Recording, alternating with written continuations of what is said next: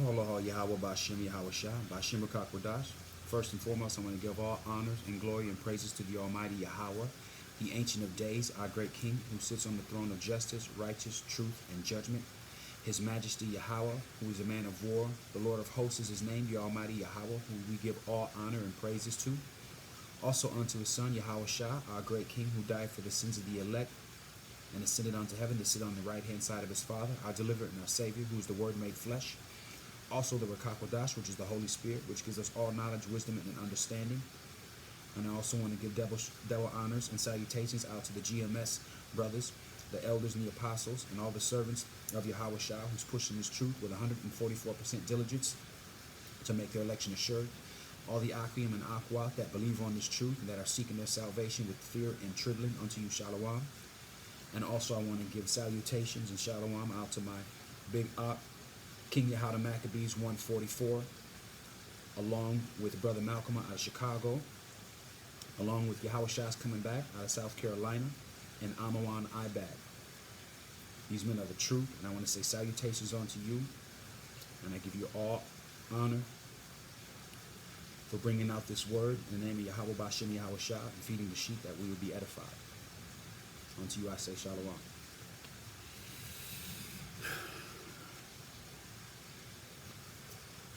Getting crazy out here, ain't it?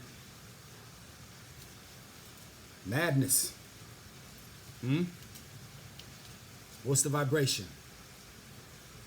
What's the vibration out here? It's war, isn't it? The vibration of the earth is war. People are silent, man.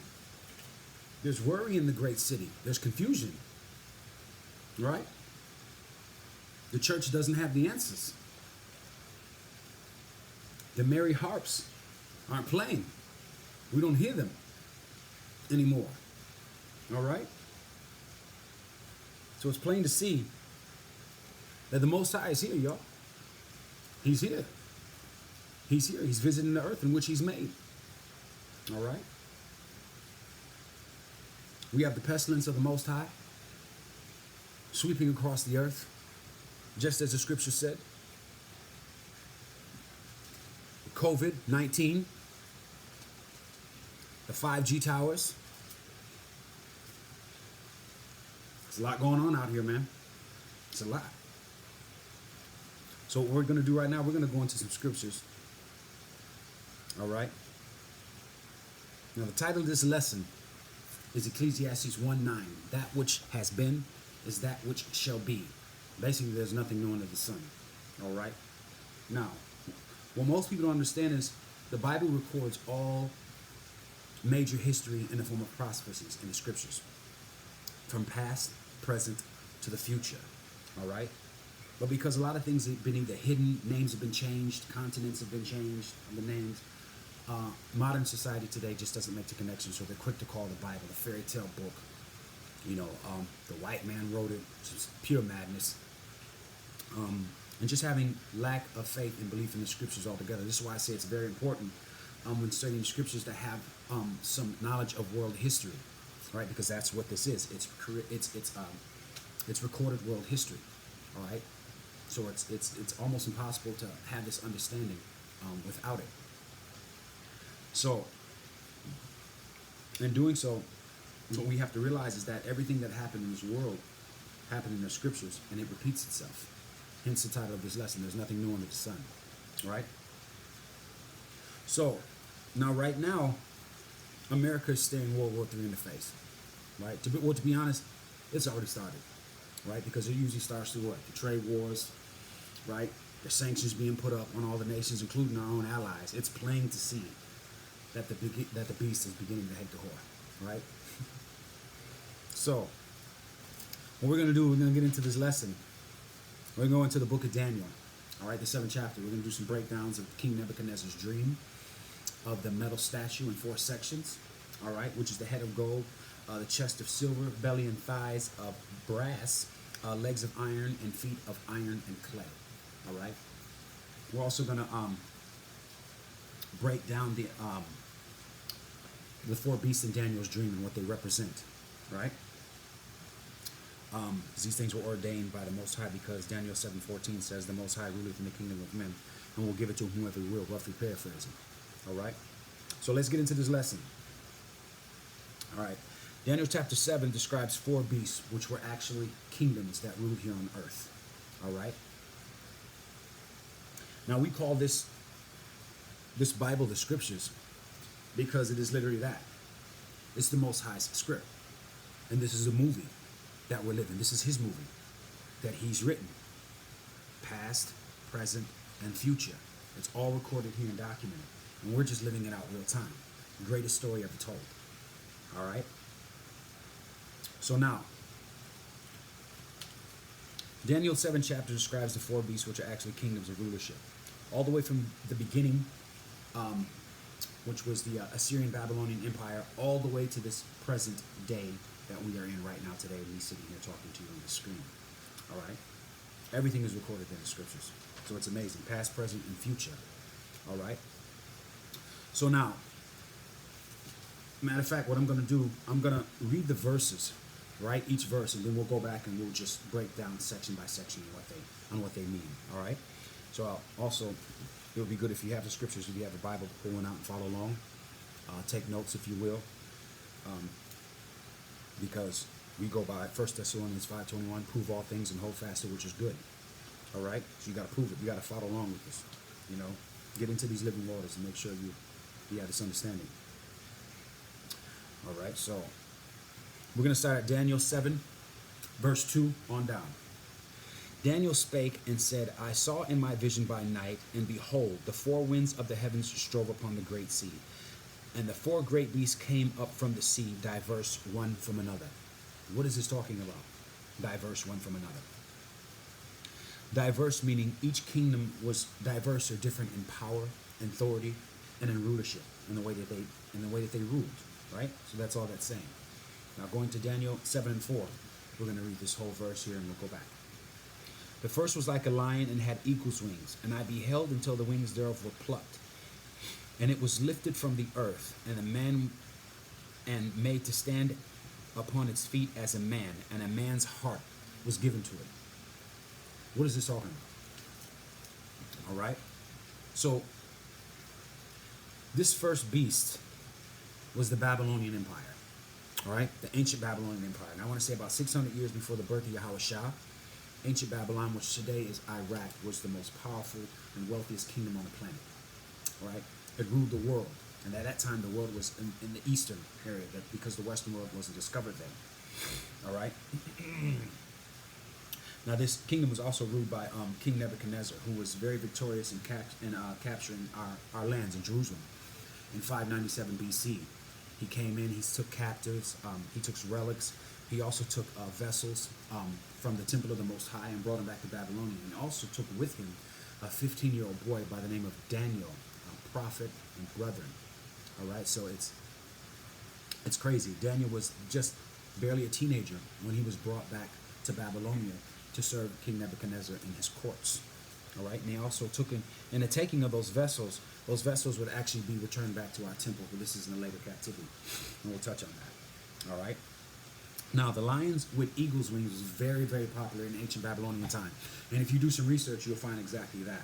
All right, if you research any ancient architecture, any ancient relics, coins, shekels, any of that stuff, what you're going to see is this image of a lion with eagle's wings on it, which was very similar to a griffin, if you will. Also, if you do some research on the Ishtar gates. Now, the Ishtar gates were one of 5 gates that surrounded ancient Babylon at the time, right? And it ran along River Euphrates.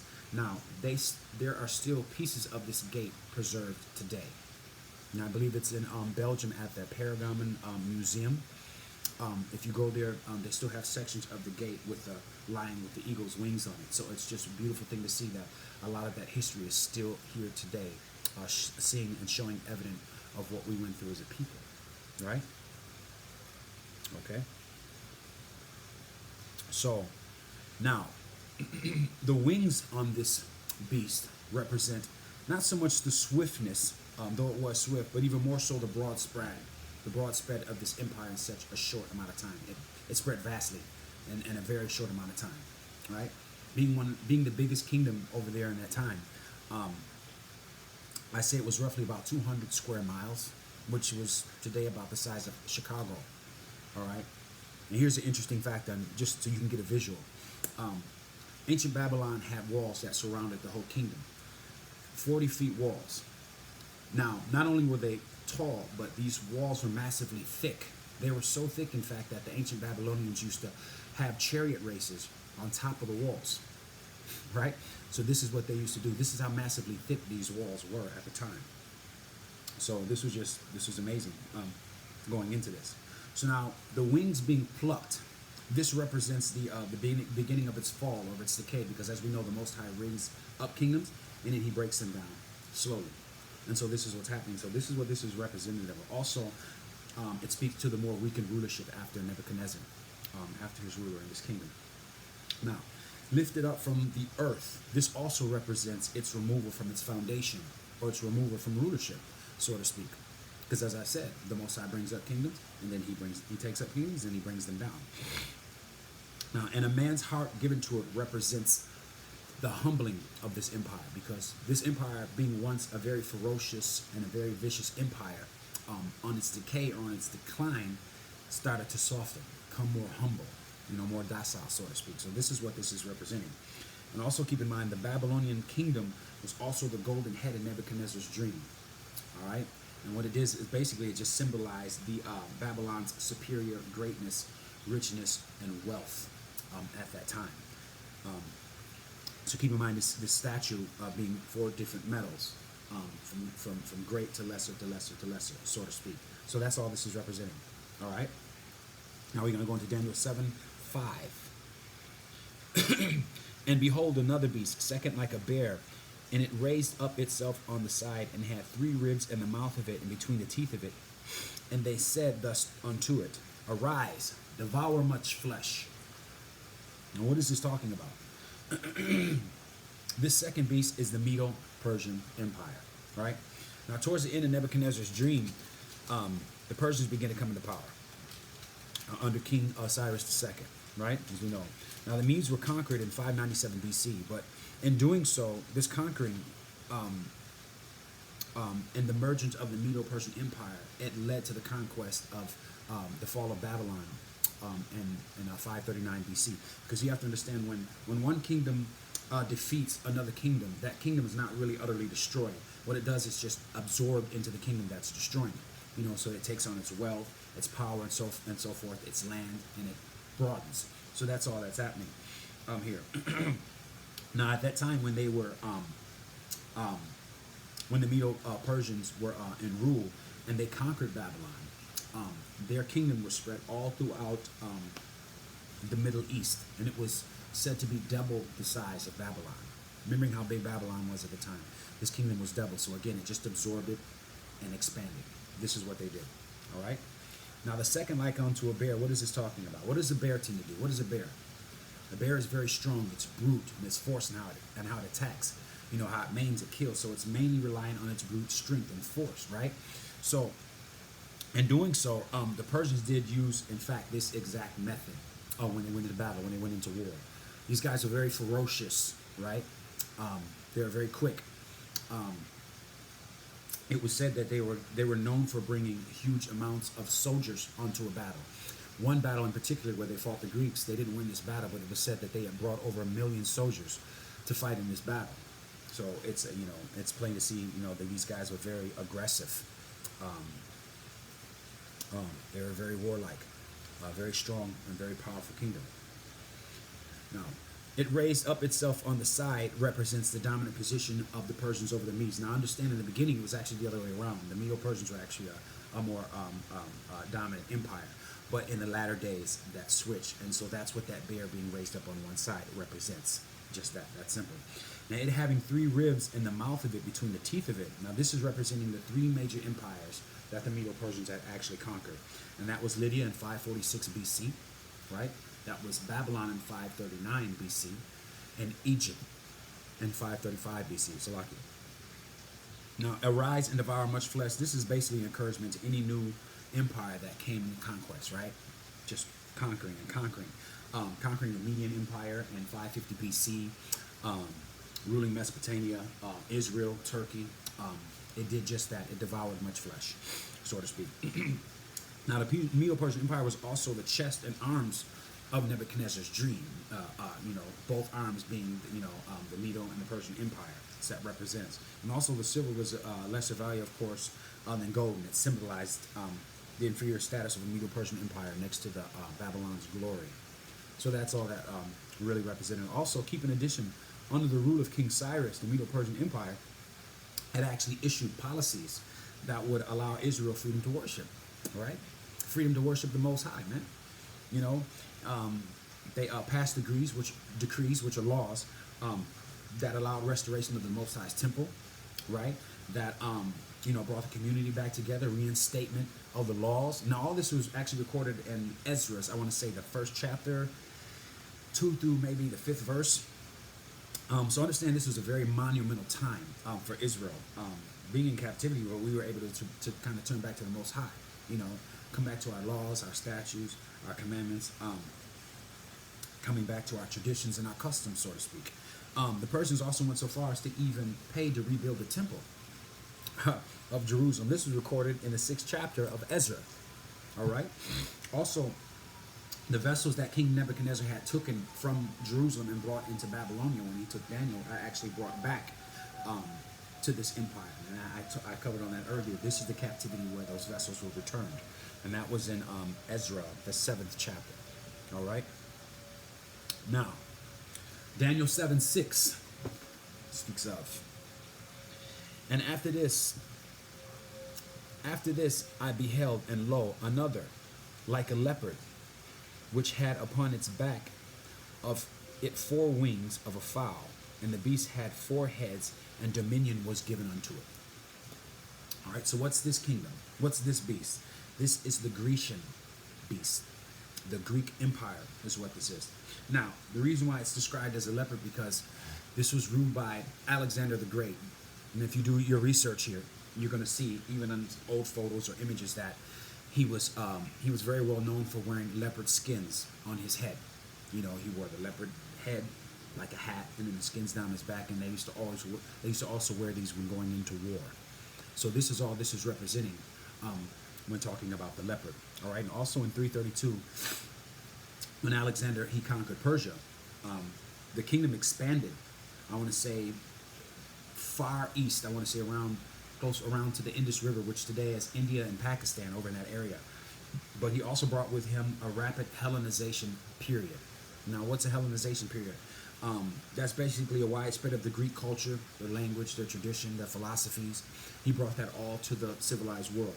Again, because that was all on the eastern side, because the western world wasn't discovered at the time. Now, keep in mind, this Greek captivity is very, very, very important. It's extremely important, right? And it's a huge stumbling block onto Israel onto this day, right? Because when the Bibles that we read now, which is the King James here that we have, now when you go through the Bible and you go through these beasts like we are, originally all 4 beasts are recorded in the scriptures. But in the Bible that we have, it goes from the Babylonian Empire to the Medo-Persian Empire, skipping over the Greek Empire altogether, and going straight to the Roman Empire. Why did they do this? Being intentional. This was intentional. Because when you do your research and you study, you're going to realize that the Greek captivity was the only captivity in where it explains and it was expounded how Israel became Gentiles and heathens and strangers to the covenant, being divorced by the Most High. And this was really the northern kingdom for idol worship, right? And this also speaks to, because when we were in Greek during captivity at that time, we mingled with the other nations, all right? And mingling with the other nations, when we came back to Jerusalem, we became like unto a speckled bird. And the land-born Israelites that were there, we didn't mess with them. Why? Because they looked different. They were lighter skinned, had different color eyes, maybe different texture hair. You know what I mean? So we didn't mess with them. And that same madness goes on today with the B.O.B. Israelites, black-only Israelites. It's not a color thing, y'all. All right? It's a lineage thing. It's a blood thing. So cut the madness out. All right? Doing the same thing as we were before. So this is what this is. This is why they removed this. And I remember even as as a kid, I'm sure you guys too. If you think back, we always heard of these books that were these canons that were removed from the Bible. Oh, they were books that were removed, but we didn't know what they were. We never, knew the name of them or anything. It was just like a folklore, like a saying, right?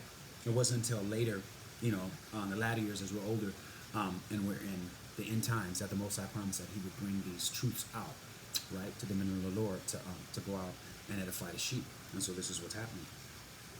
So it's a huge stumbling block, not knowing this. So also when you read scriptures like Galatians 3:28, there's neither Jew nor Greek, neither bond nor free. What that scripture should read is that there's neither Jew or Hellenist. Now, what's a Hellenist, you ask? Matter of fact, let me just pull it. Now, yeah. A Hellenist is a person living in the Hellenistic times who is Greek in language, outlook, and way of life, but not Greek in ancestry. Especially a Hellenized Jew who's a specialist in Greek culture, but not ancestry. So there it was. All right. These were Israelites who did not know that they were Israelites, who were in Greek at the time, speaking their language, practicing their customs, the same stuff that we do here, all right, not knowing who they are. So this is why this book was removed. And when you read it, this is why the book was removed. When you read it, you're going to have that understanding. And just so you know, this is the actual book. It's called the Apocrypha, which means the hidden. And you see right there, it says King James Authorized. All right, these are the 14 books that were removed out of the Bible, and when you read them, you'll understand why. So for those of you who are confused, understand it's only simply because you don't have a complete book. All right, and so it becomes a stumbling block onto you. You have to have all of the canons and be able to put them together to make sense. All right.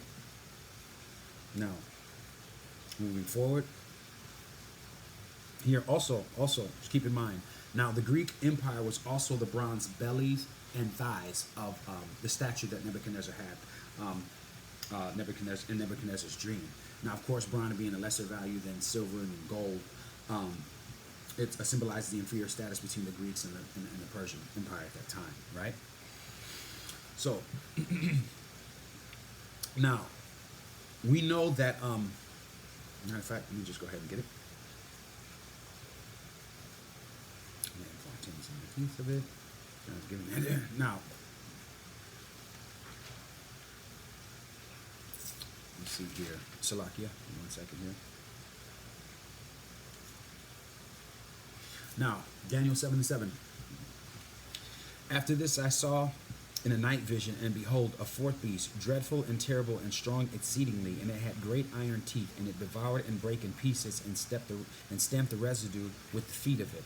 And it was diverse from all the beasts that were before it, and it had 10 horns. 10 horns. So what was this beast? This fourth beast was the ancient Roman Empire. All right. Now, scholars today would suggest this. Of course, this is also the Roman Empire, but they say that the Bible isn't specific on identifying the kingdom. No, the Bible is very specific in not identifying them to scholars, right? Because the Most High doesn't deal with scholars. He doesn't deal with anybody in this kingdom other than the elect men of the Lord. All right. If you can show me at any time in history where you can just go to some institution, or some teaching, some school, and you can just learn these scriptures and you go out and teach. Where that at? Show me in the Bible where that's at. Okay? You're not going to find it. Malachi 3:6, I am the Lord and I change not. Why? So Israel is not confounded. All throughout the scriptures, only the men of the Lord, only the prophets were ordained, all right, to break down these scriptures and to edify the sheep. All right? And that has not changed, and that will not change. All right? So that's what that is speaking of. All right? Now, in 63 BC, Roman General Pompey conquered Jerusalem, but also a year later, on March 15, Julius Caesar was assassinated. And he was assassinated actually by Brutus, who was actually closer to him subsequently, which speaks volumes to keeping your friends close and keeping your enemies closer, right? Now, also, keep in mind that Brutus and Cassius were also appointed high-ranking magistrates and officers in Caesar's kingdom. So, but at the same time, these guys were wicked. They were wicked as hell. And of course, after Caesar's death, Brutus and Cassius they fled east. They got ghosts. Why? Because accusations of treason led by conspirators. Because they knew that they were responsible for the death of Caesar, and they were commanded to be put to death. And so these cats actually ran. And I want to say about 2 years later, Octavian and Mark Antony defeated Brutus and Cassius on October 3rd in 42 BC. All right, and this was for the murder of Caesar, which was the Battle of Philippi at the time. All right. Also in 37 BC, King Herod the Great was appointed the king of Judea by Octavian and Mark Antony. So this is the first Roman Empire to reign. But what he also began to do was refurbish the temple. All right, and refurbishing the temple in 6 AD, Judea became a Roman province ruled by a governor. All right, so they came in ruling the way that they ruled. All right, dreadful and terrible, strong exceedingly, and had great iron teeth. Now, the ancient Roman military was considered the first special forces. These boys were bad, I have to say. They were actually split in two types. There were two types. There were the legionaries, which were the elites, the very best, and there were the auxiliaries, which were like non-citizens of Rome at that time. These guys were very, very advanced. They were ferocious, even more so than all of the kingdoms that were before them in the armies. The soldiers were best trained. They had the best weapons.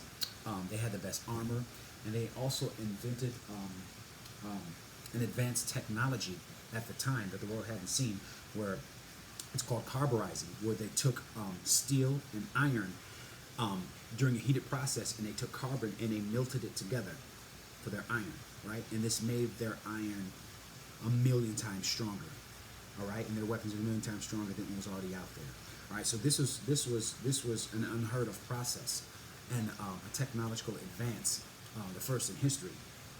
Which speaks to strong exceedingly and having great iron teeth, right? And also what they did,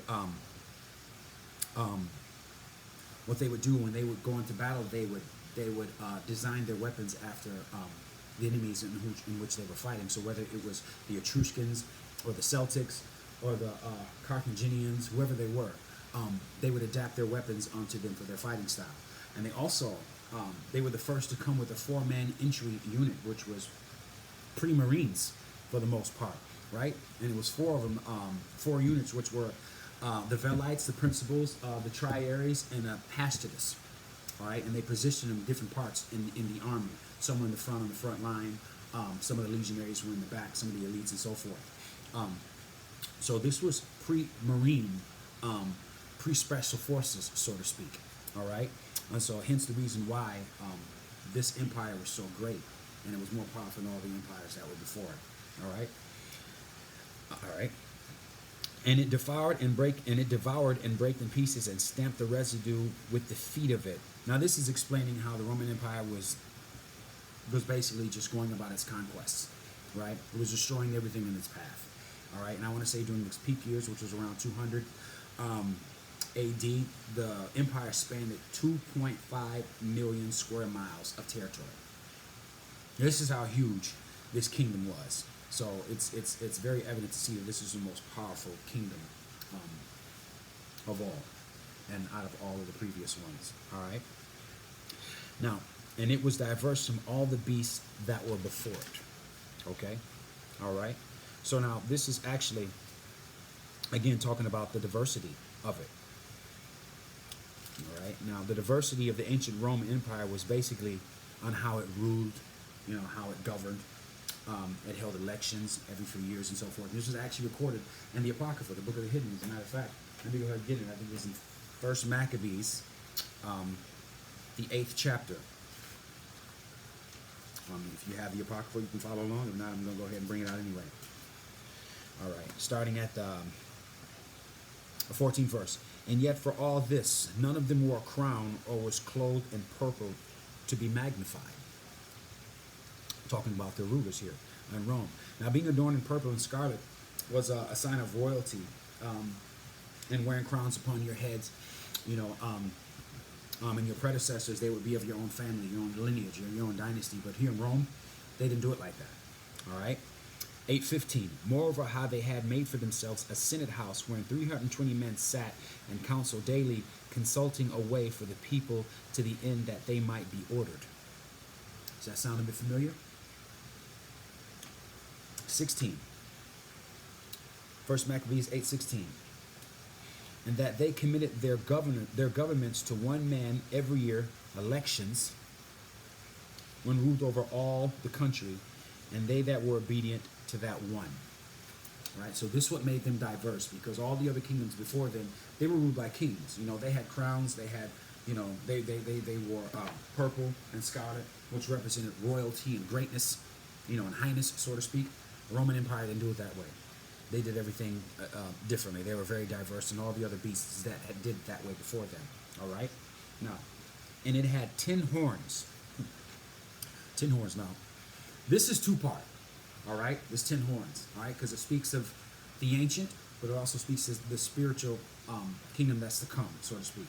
So, now in the ancient world, this was speaking of the original 10 families of Eastern Europe and Central Asia, which were the Vandals, the Ostrogoths, the Almalanes, the Franks, the Visigoths, the Mongolians, the Lombardies, the Anglo-Saxons, the Sueves, and the Hurleys, right? So this is what this speaks of then, but this also speaks of spiritually of the 10 original kingdoms that the future kingdom would possess or would have under them.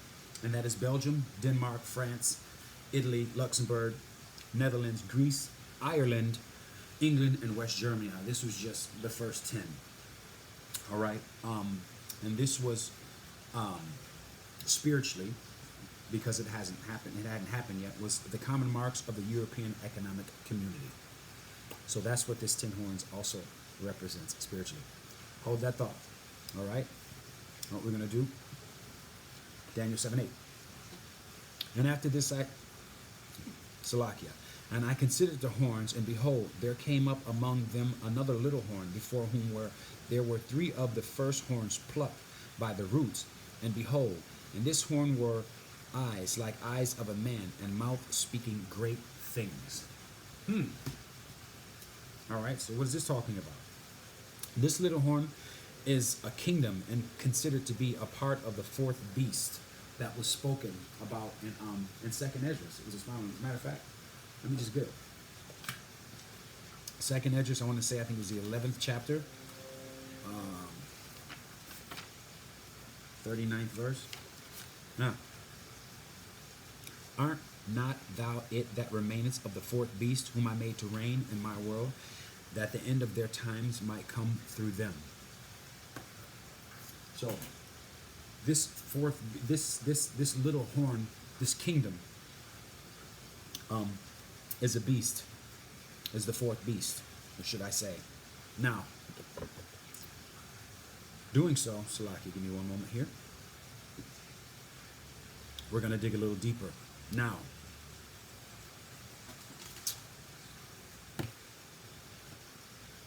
when you go into the scriptures and you do research on this, what you're going to find out is that this little horn came out from this beast that was there. And it considered, and behold, another little horn came out. So what this was is basically a part of that beast. So now, when you go to Revelations 13:2, we're going to go there. Matter of fact, let's just bring it out. And I saw one of his heads as it were wounded to death. Now, this head that was wounded was the ancient Roman Empire, which was Esau's kingdom, right? Now, this was the deadly wound, right? And their kingdom actually fell in 476 AD, fully in 325 AD, by the conquering of Septimius Severus and Pessinus Niger, who were Israelites in 193 AD. All right? Now, what is this talking about exactly?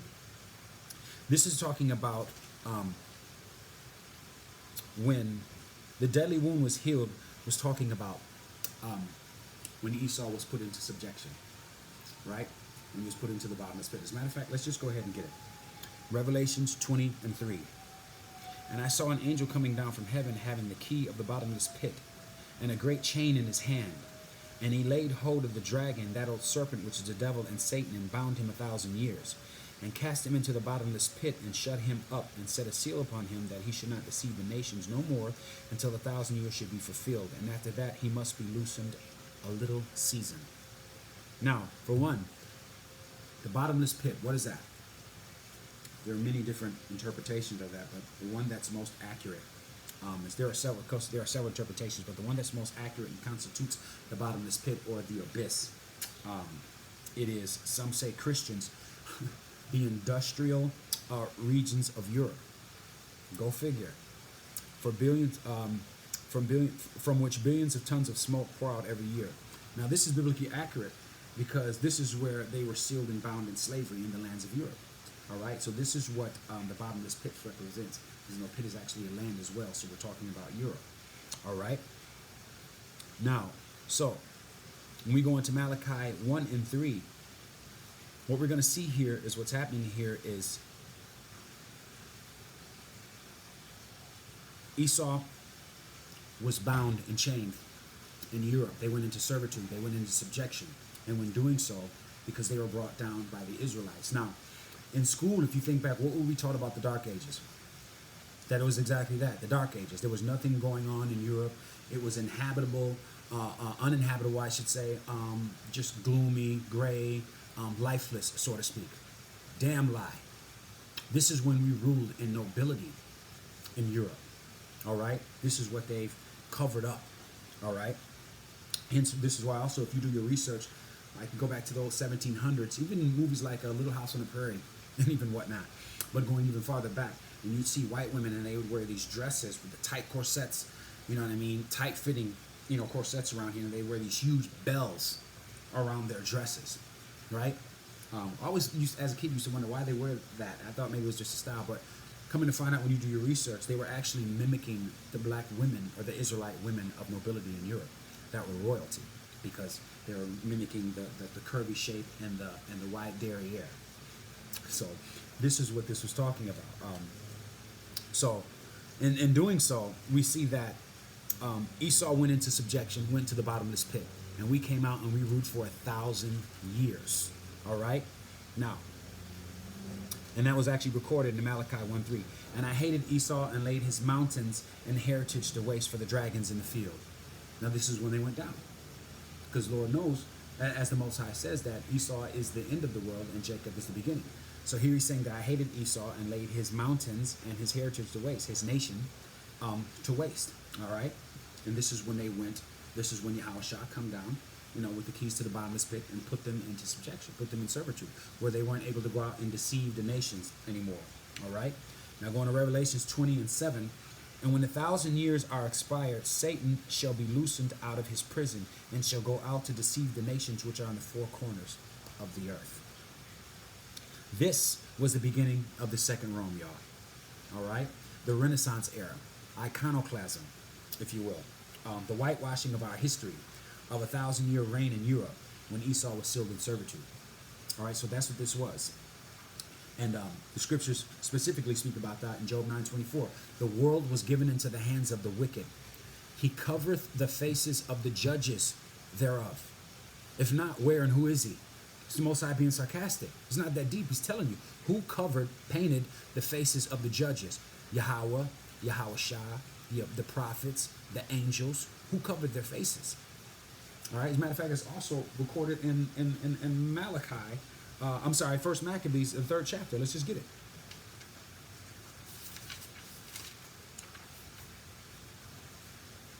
All right.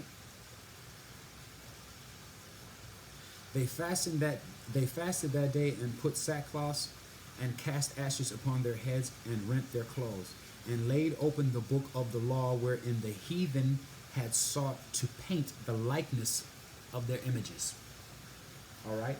So all y'all walk around here with these Jesus pieces, tattoos, pieces of, pictures of him in your house and all that madness. Madness. You're destroyed. All right, this is what that's talking about. This is not that deep. The Most High is explaining. The scriptures explain themselves when you have that understanding. All right. Now Malachi 4, whereas Edom saith, we are impoverished, but we will return and rebuild the desolate places. Thus saith the Lord of hosts, host meaning army, they shall build, but I shall throw down, and shall call them the border of wickedness, and the people against whom the Lord has indignation forever. What's indignation? Righteous hatred, righteous death waiting for them. All right, the vessels fitted for destruction is who they are. All right. The border of wickedness. Why are they called the border of wickedness? Because everywhere that they go, wickedness follows them. Death and destruction follows them. No matter where they go on this earth, that's what follows them. They are the borders of wickedness. All right. Now, this speaks to when they came out of their sentence. All right, out of the bottomless pit. Because here it says, we are impoverished, but we will return and rebuild the desolate cities. Desolate cities. So they were coming out of the bottomless pit. They came into the Renaissance era, all right, which was the deadly wound that actually healed, all right, because they went down in 476 AD. Rome went down, right, and they were subject for 1,000 years in Europe in the bottomless pit, and put a seal on them so they wouldn't come out and deceive. Okay, and after that 1,000 years was up, they came out, started that Renaissance, and started to rebuild. Okay, and so that's what that's talking about. So Revelation 13:12. So we know that this little horn is an extension of the beast that was before, because Revelation 13:12 says he exercises all the power of the first beast before him, ancient Rome, and caused the earth and them which dwell therein to worship the first beast, whose deadly wound was healed. So the deadly wound went down 476 AD, but not completely. Right? They came back out 1,000 years later. The wound was healed, and they went out and started deceiving the nations, painting the pictures of Yahweh Shah in their likeness and their image. You understand? This is what's happening. All right. So we see again that this is the fourth beast. All right. Revelation 7:10 also speaks on that. And one is, meaning ancient Rome, and the other is not yet come, meaning this little horn, the eighth beast, the second revival of Rome. And when he cometh, he must continue a short space. What is that talking about? What is a short space? It's simple. It's the little season spoken about in Revelations 20:3.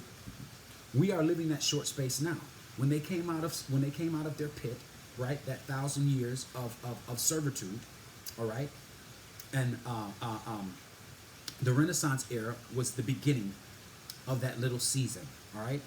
Of that short space. So from the Renaissance era all the way to where we are right now today in the last days. This is that little season, that short space. All right? You understand? This is what that is. So it's beautiful when you have that understanding. So, moving on here.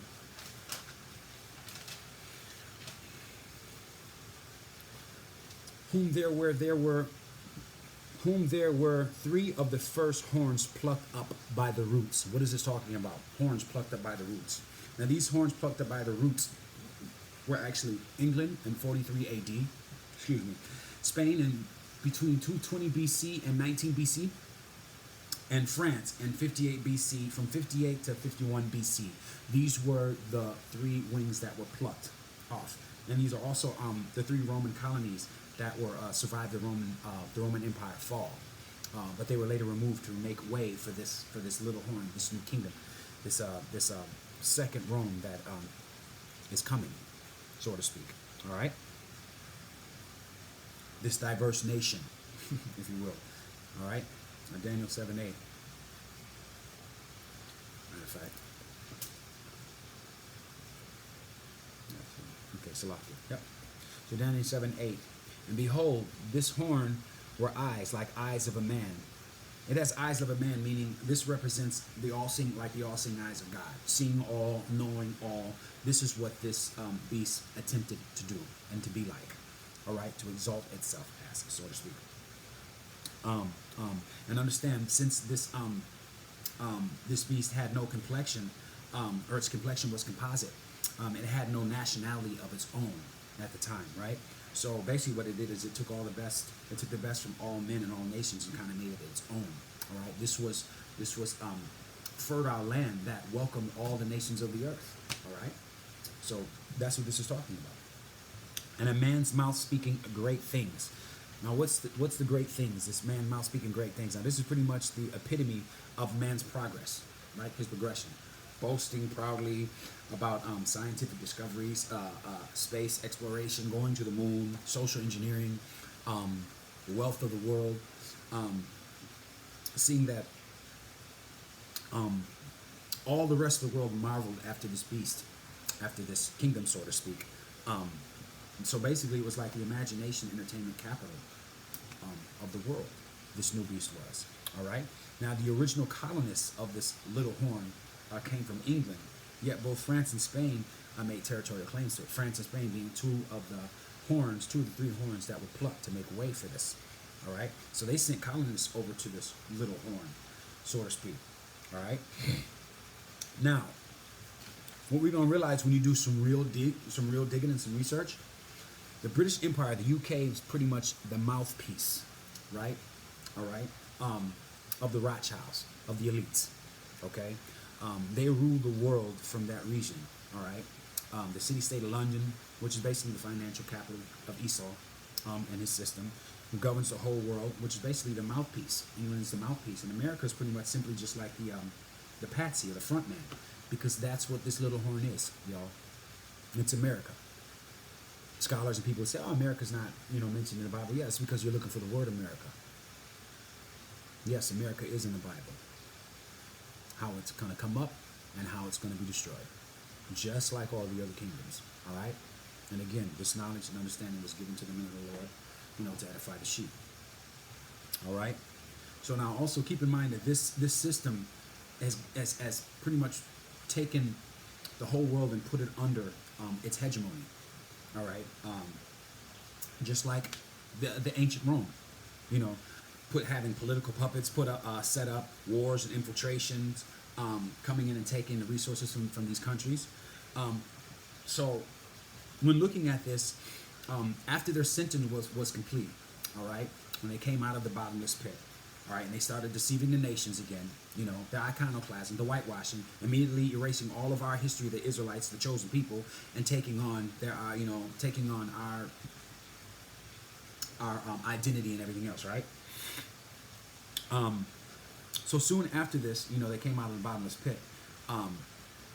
They ushered in, the British Empire, all right, which came into play. But soon after, the elites were kicked out of Great Britain from criminal enterprising. Right? So they were kicked out, which speaks to the borders of wickedness.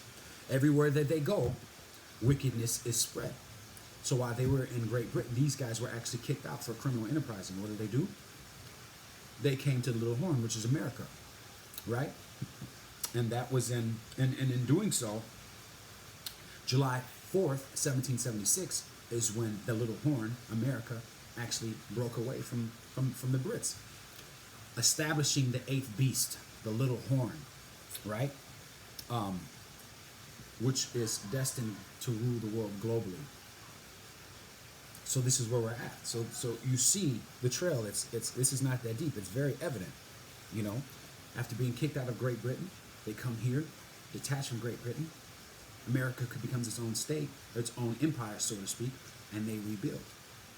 Okay, so this is why also America is called the daughter of Babylon. The daughter of Babylon, because for one, it took all the customs, traditions of Babylon, and beliefs and made it its own. Mother Mary and baby Jesus, Tammuz and Semiramis. Okay, when you look on the back of the American dollar, what do you see? The Babylonian pyramid with the eye of Horus on top of it, right? An obelisk, in Washington. All right, so it's evident to see everything is here. America is also called that great city in the Bible.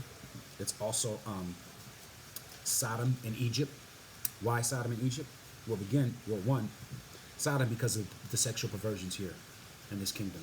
All right, this is do as thou wilt here. You can lay with man, can lay with man, women can lay with women, man and women can lay with beast. It doesn't matter. It's all acceptable here. All right, and why Egypt? Because the children of Israel are still here in captivity. That's why. You know, they call us African American. Jesse Jackson gave us that name in 1988. But before then, what were we called? Afro American, colored, Negro, so forth and so on. See, they can't keep the lie going. You know, every nation that we know of, people that are out here have a land that they're named after. Greeks, Greece. Italians, Italy. Turks, Turkish. So forth and so on. Where the hell is African American land, y'all? I want to go there. I want to see what that's like. So you see how the lie keeps perpetuating and keeps going. All right? Not to get too far off the path, but I just had to bring that out.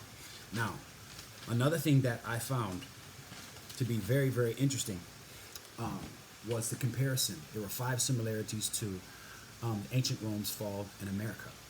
All right? And I'm going to bring these out here in this lesson. All right. Now, comparing the decline and fall of the Roman Empire with the rise and now decline of the British and now American empires had been something of an intellectual parlor game for more than 200 years. All right? I didn't think any of us knows whether or not the United States has already passed peak awesome. It's past it. It's gone. This place will not be great again. All right? Accept that. All right?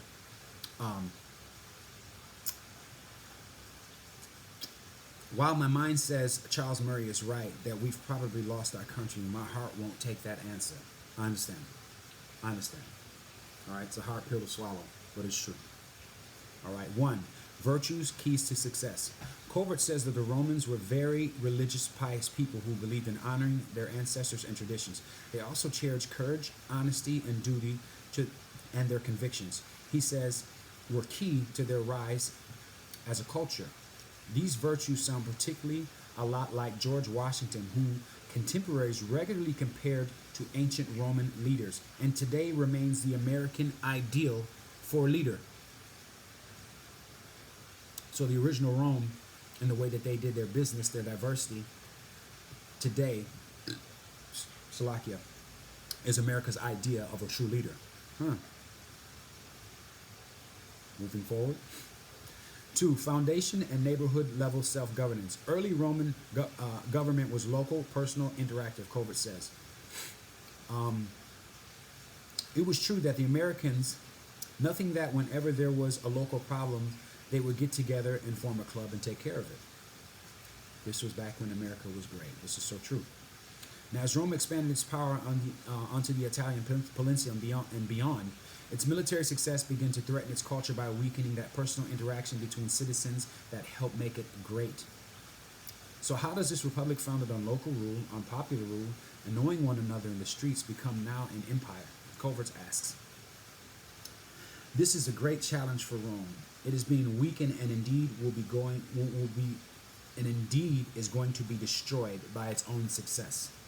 Well, it's definitely going to be destroyed. I don't know by its own success though.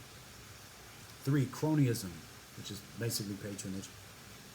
Intrinsic to Rome, to the Roman society, were client-patron relationships, in which wealthy and powerful men did favors to less wealthy and powerful men in exchange for their loyalty, votes, and service. You can think of this as somewhat of an Italian mafia, or like the U.S. Congress. We call that bribes and corruption, but amongst the Romans, this was the way business was done, Covert says. Not just amongst the Romans, my friend. 4. Voluntary army. Initially, Romans fought not because they were mercenaries, but to defend home and hearth, Covert says. That gradually changed as Roman empires grew, indeed increasingly numbers of soldiers to maintain control. This eventually led to the military becoming a political player in constituencies that demanded more favors and began throwing support behind their generals as political leaders. Does any of this sound familiar to you? 5. Trouble from the warfare between elites and commoners. Initially, the Roman people overthrew kings, established senates, replacing hereditary tyranny or rule with rule of limited terms under law. The patricians, which today are the Republicans, and the plebeians, which today are the Democrats, balanced power in ways that generally satisfied both. So we have the Republicans and Democrats today, but in ancient Rome, There are the patricians and the plebeians. Interesting, right? Now, as they gained wealth through trade, however, the plebeians demanded more political power, and the rich fought back by taking public lands for their use and using their wealth and influence for themselves. More broadly, rather accepting checks on their behavior for the common good. This displaced soldiers who were required to own land to fight and vote, but couldn't afford to maintain that land. Disputes over related matters led to a series of rebellions and the consolidated political power. Roman politicians refused to handle such political problems, ultimately turning power over to their military, which then used its power to undermine political operations by turning generals into politicians. So while the United States is not as close to becoming a military dictatorship, which is a lie, I beg to differ, the trend of our politicians refusing to do their job by resolving questions such as government debt, runaway entitlements, immigration, and more similarity advocates their responsibility. This time, instead of an unelected bureaucracy, this entire bureaucracy operates this way. But the closest contemporary analog is the revelations of our intelligence agency, and its willingness to use police state power lawlessly. It's a faint but eerie echo of Rome's military and civilian government power struggles. So, there you have it. You see what all four beasts are. You see what the mystery Babylon is. All right, the daughter of Babylon, the eighth beast, which is America. We're in it right now. And we're living the little season, that short space right now. All right? So I want to say to all of my brethren that are out here, take the time, take advantage of this time that we're being given by the Most High right now. This quarantine is not by coincidence. The Most High has given us this time to come back to Him, to get back into this book, to remember, to come back to these laws, statutes, and commandments, and do the work. All right? Because all hell is on the verge of breaking loose right now. So this time is allotted specifically for the children of Israel. Please believe it, because the Most High rules in the kingdom of men. He set this time apart specifically for us. So for those of you out here, can't wait to get back out there, go to pool parties and all that, you already been sorted to your lot. But for those of us that are in the house here, that are banging out lessons, that are standing in the scriptures, unto you I say shalom, and keep pushing to make your election sure. I pray that this lesson was edifying, and I want to say, Call Allah Yahweh, Bashem Yahweh Shah, Bashem Rakah Qadash, and Abba Babal.